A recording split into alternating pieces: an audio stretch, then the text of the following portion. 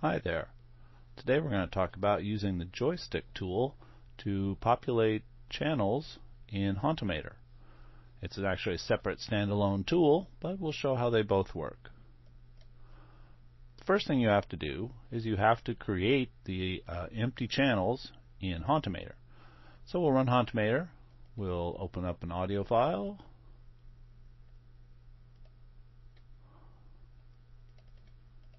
And we'll create 3 channels. We're going to create 2 servo channels, PWM channels, and we're going to create 1 digital channel.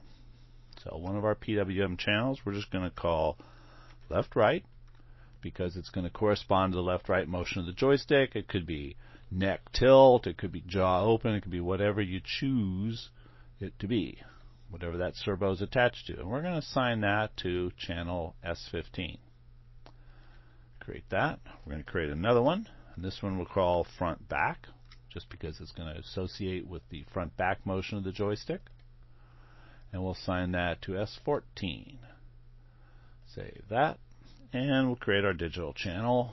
We're going to call it trigger just because it's attached to the trigger of the joystick, and we'll put it on D0. Save that. Okay, so we've set up our 3 channels. We have an audio file that's going to determine the time that the joysticking application will actually record data. We'll save this.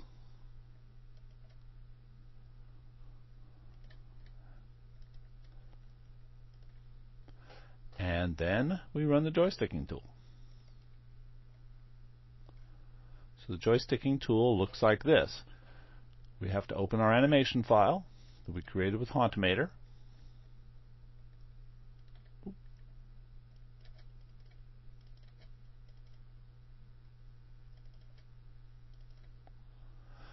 And you'll see on the digital channel there's our trigger. On the numeric channel we have left, right, and front, back. And we have a control for what button on the joystick will control recording. Now, we may not know which buttons are which. There's 12 buttons on this joystick. We can map any one of them to record. So what I'm going to do is I'm going to just leave the cursor right there and press the button I want to use for recording. Ah, it's button number 6. Great. Now I will go to the digital channel mapping, the trigger button, and I'll squeeze the trigger. And there we are. Now I'll go to the numeric channel and I'll say, okay, I want left-right motion, so I'll move the joystick left-right. Okay, that's axis 1, and I'll move it front to back. That's axis 2. Alright, so I've set up my mapping here. I can, if I want, save this mapping. Save map. If I'm only going to use it once, it probably doesn't matter. Alright, so everything's set up now, and now I can begin recording.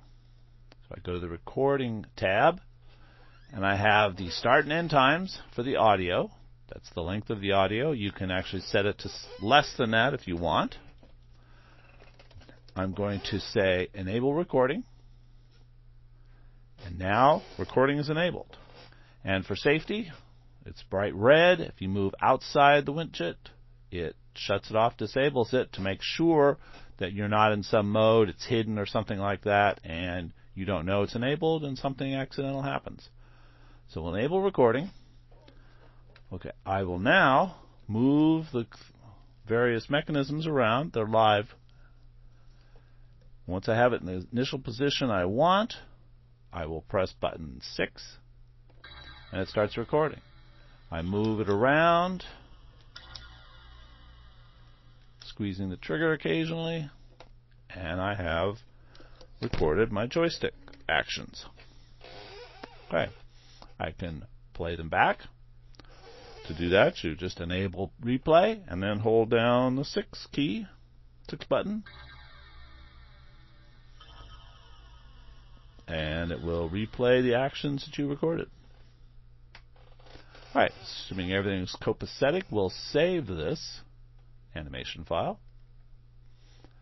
and then quit. Now we'll go back to Hauntimator and we will load up that animation file.